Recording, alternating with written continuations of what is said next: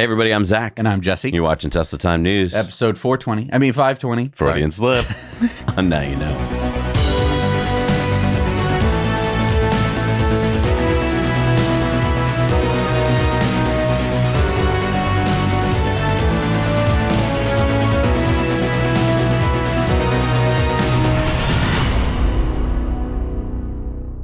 So Elon has bought his first open market purchase of Tesla shares since February of 2020 and the largest insider acquisition by value according to the SEC Form 4 filing. So how much Tesla stock did Elon buy?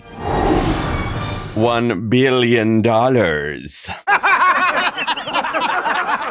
No, seriously. I am serious. Elon bought 2,560,000 shares of Tesla on September 12th at an average price of $389. Multiply those together and his purchase is worth $1 billion. Okay, moving on. Wow. So that was a 0.62% increase in Elon's stake in Tesla, which is a very bullish sign. Yup. Elon posted Tesla up $69 to about $420 as foretold in the prophecy. Gregor Truck said, guys, he's tweeting about the stock. He's buying the stock. Daddy's home. Tesla is back. And then he said, Daddy is very much home. And burning the midnight oil with Optimus Engineering on Friday night. Then red eye overnight to Austin, arriving 5 a.m., wake up to have lunch with my kids, and spend all Saturday afternoon in deep technical reviews of the Tesla AI5 chip design. Fly to Colossus 2 on Monday to walk the whole data center floor, review transformer and power production, excellent progress, depart midnight. Then up to 12 hours of back-to-back meetings across all Tesla departments, but particular focus on AI/autopilot, Optimus production plans, and vehicle production/delivery. Wow. And I guess that's why the stock just took off. Right. But what a doofus. If Elon had been on our investor club, he would have known to buy earlier than this. Yeah. We'll talk about that today on Investor Club because somebody was right.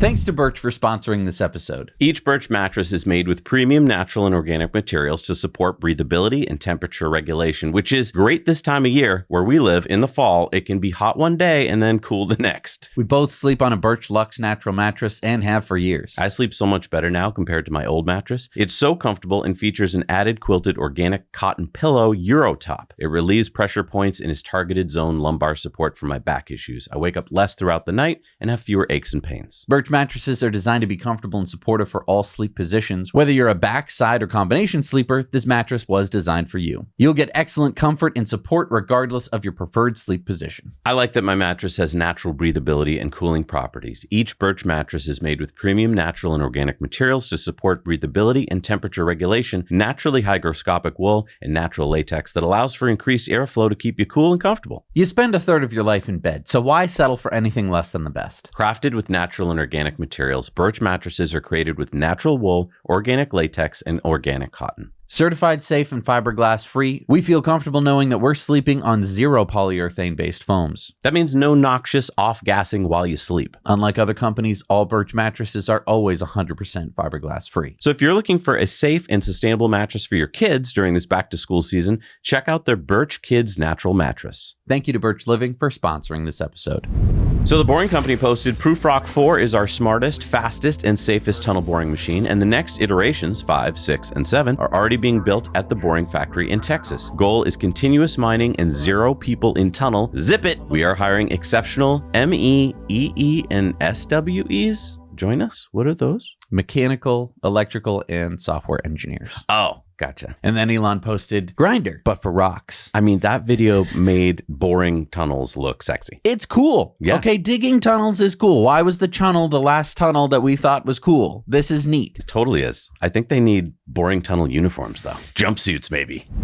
So Elon posted this. The Samsung fab in Texas will make AI6, not AI5, and the decision regarding using HBM, which is high bandwidth memory, has not been made yet. As the ratio of total parameters to active, frequently used parameters increases, the cost per unit of useful compute and compute per watt may favor relatively conventional RAM. You can fit more total RAM on the board if you use normal memory than high bandwidth memory, and it's super cheap. Maybe high bandwidth memory is still the right choice, but using HBM isn't the slam dunk many people think it is. Okay, so What is Elon talking about here? Okay, well, let's remember that right now there are AI4 chips in the latest Tesla vehicles. The AI5 chip is nearing design completion and will be made by TSMC in Taiwan and Arizona. And Tesla should start getting them to put in the actual vehicles and Optimus robots in late 2026. What Elon is talking about in these two posts is whether Tesla should use high bandwidth memory or regular memory on the AI6 chip. Okay, if they haven't made the AI5 chip yet, how are you designing the AI6 chip? This is just like with Starship, where they're already on version 4, even though they are launching version 2s. Like Tesla, SpaceX, these companies are so fast at iteration that they're actually designing things after they've already made the thing that they're working on. Like, it's crazy fast innovation. Okay. And so he's talking about memory here. Why wouldn't they want faster memory? Think about your own computer. Sometimes you're building a rig for gaming and you want to put the latest, most expensive GPUs and memory in to get the last inch of excitement right out of your computer. But other times you've kind of learned probably in the past that that doesn't buy you what you thought it was going to buy. Like, you spent a lot of money and maybe it is technically faster than my computer, but it's not maybe worth it. So I think Elon here wants the cheapest cost of compute per watt. And even though the HBM, the high bandwidth memory, would be faster, it does this kind of trade-off using more energy, about 30% more energy. And so I think Elon is considering using regular memory with AI6 to save that energy, because we're talking about vehicles and robots that don't have unlimited energy. That's my thought. I'm not a computer engineer. Interesting. Let me know down in the comments if you agree or disagree. So Tesla's GigaBerlin manager Andre Therig told Germany's DPA News that Tesla plans to increase production at GigaBerlin for the rest of the year due to increased demand and strong sales. Andre said, "We currently have very good sales figures and have therefore revised our production plans for the third and fourth quarters upwards. We supply well over 30 markets and definitely see a positive trend there." Yay. Go school! Good news. So for all the negative European news that we've been seeing for the past few months, this might be a reversal. It is a reversal. We work hard. We play hard. So there was a lot of hullabaloo on X for a few hours as some people had posted that a new anime companion named Moon would be coming to Tesla soon as the in-car Grok personality. And a lot of people are like, I don't want that. But before we go any further, Elon posted, Not true. Not true. Right. So I guess this was a leak. And again, when you see rumors and leaks on X, that's why we don't post them, because they're not always true. I wouldn't mind having a companion in... Or a choosable companion. That's not my first choice. I'm not a weeb, so I don't need an anime girl to be my... Exactly. I think if there are going to be some companions or personalities, that's great, but just give us a wide array of choices like they do now. All right, it's time for the Cybertruck Roundup. Yeehaw! The Cybertruck Roundup. And Tesla Europe and Middle East posted, Cybertruck reservation holders in the UAE can now order. Public configuration launching in the coming weeks in the Middle East. That's exciting. Cybertruck is spreading across the world. All right, time for some SpaceX news. And Robin posted Starbase 2018. So here's 2018 what Starbase looked like versus 2025. Here's what it looks like today. Wow. 7 years. Wow. Now it's a city. That's kind of nuts. It is totally nuts. Go on landing burn. And then check out this video. I normally, every week see a bunch of Falcon 9 landings, and I'm like, ho hum, that happens all the time now. You just heard the call out for the landing burn start on the Falcon 9 first stage. Again, this is the final burn that this booster will see before landing. This is probably the craziest, most insane video I have seen of a landing. So check this out. This is tracked all the way to landing at the Landing Zone 2 at Space Launch Complex 40 at Cape Canaveral Space Force Station in Florida. Stage 1 landing leg deploy. This mission involved the delivery of the Northrop Grumman Cygnus XL spacecraft to the ISS, carrying over 11,000 pounds of supplies, scientific experiments, and holiday treats. Yeah, because don't forget, it takes months to plan these things, and Christmas is coming up, so you got to bring those cookies. All right, it's time for our Patreon bonus stories, and on Patreon today, don't forget that you got your chance here to win the Tesla Model Y front cooler. So if you haven't joined Patreon, you can join for as little as $1 a month, and you could win. We've had, half a dozen winners so far? But if you go over to Patreon, you're going to be a winner anyway, because 3 times a week, you get Patreon bonus stories. Including today, why we all need FSD in our cars. You're not going to want to miss this one. We'll see you wonderful patrons over on Patreon. All right, we're back from Patreon bonus stories. It's time for Elon's X's of the week. And Tectone posted, Twitch is corrupt and needs immediate action. Twitch, you must ban Hassan. What are we talking about here? A clip I don't even want to play the clip, really. We won't play it. He's saying some pretty violent things. And Elon said, "What's up here, Jeff Bezos?" Because Twitch is owned by Amazon. And Chibi said, "You all realize how big of a deal this is, right? Elon Musk directly calling out Amazon, Twitch, and Hassan. Something is probably going to happen finally." Elon said, "Just wondering if Amazon thinks it's okay to pay and promote someone," he's paid by Twitch and Amazon, "who makes repeated calls for murder." Elon then posted this meme. Elon said Soros's crimes against humanity are many and manifold. Sid posted population projections are meaningless because they assume the TFR, which is the total fertility rate, declines are going to stop immediately and then rebound slightly. We don't know how low the recent TFR drops will go. And Elon said exactly. Right. So you see these charts a lot of times, and then kind of like many energy charts, they just start going back up again. I remember that. Yeah, we don't think that's going to actually happen. It was like the opposite in the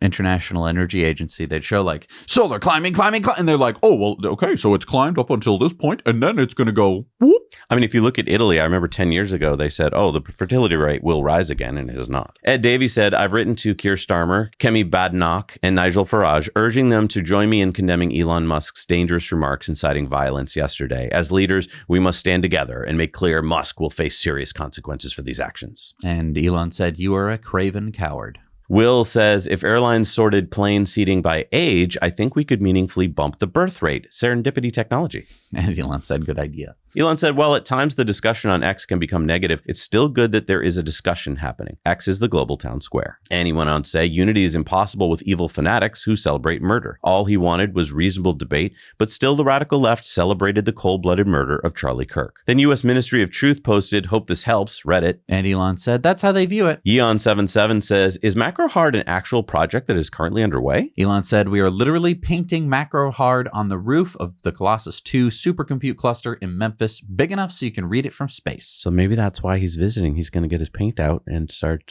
rolling the roof. He might. Warren Redlich says, this is not about buying stock. This is about SpaceX. And we're talking about Elon's post a few days ago, last week, where he said, you'll thank me later. And we're like, for what? Elon said? Correct. So it's about SpaceX. We're going to thank him for Starship. We're going to thank him for helping us get to Mars. And Tesla Optimus posted, when I clean your house, I'll be Optimus Grime. All right, it's time for the EV tip of the week. And I didn't know this was a thing until your Tesla karaoke microphone arrived the other day and you showed me this. So we found out that you can use the karaoke microphone with the boombox mode, so the outside of your car will make noise. It's very directional. Oh, you can hear really well in the front. Once you go around the side, it doesn't sound so good. I can't talk. There's a slight delay. So hard to talk. But if you're doing an event, you can park and be like, hey everybody, welcome to my event. I'm gonna get up in the bed of my truck. You can't use this while driving. Hello. I own a Cybertruck. Be careful with your arm waves. This is pretty cool. So let me get this straight. The Tesla microphones, you get a pair of them. They're $215 for the pair. Is it worth it? No. I'm sorry to say. It's fun, though. It's very fun, but the delay is horrible. It's about it's over 200 milliseconds of delay. So when you talk, it sounds like this. And you might go, oh, well, that sounds cool. It sounds like you're in a stadium. If you're singing, you always sound like you're singing late. It sounds like you're drunk, which sucks because it's like there's no reason that they should have designed something like that, in my opinion. I think Tesla should go back to the drawing board. All right, it's time for Supercharger Reviews. Let's see what people have found out there. Hey, Zach and Jesse, this is Brian. We are at the Idaho Springs, Colorado Supercharger. We are 7,500 feet above sea level, and there's 8 superchargers in this location. And just around the corner over here, there is a plethora of places to eat and shop and chill out. I give this a 9 out of 10. Want for nothing at the Idaho Springs Supercharger location. This is Brian, and now you know. Hey, Zach and Jesse. This is Philip from Belgium again. My car is now fully charged. That means 100%. Because we've spent some time having breakfast behind me. It's the most fantastic breakfast place in Germany, I think. It's in Merklingen, and there are a lot of superchargers. I didn't count them all, but they are all fantastic, fast and reliable. So now you know. Thank you so much for doing Supercharger Reviews. We've got a map on our website where you can view all of everybody's reviews that they've ever done, and you can also upload your own. Yeah, we need your reviews, so please submit them. And thank you so much for joining us today, everybody. Don't forget to head on over to Patreon for your chance to win the front cooler and see our bonus stories today. We'll see you on Thursday, everybody. Now you know.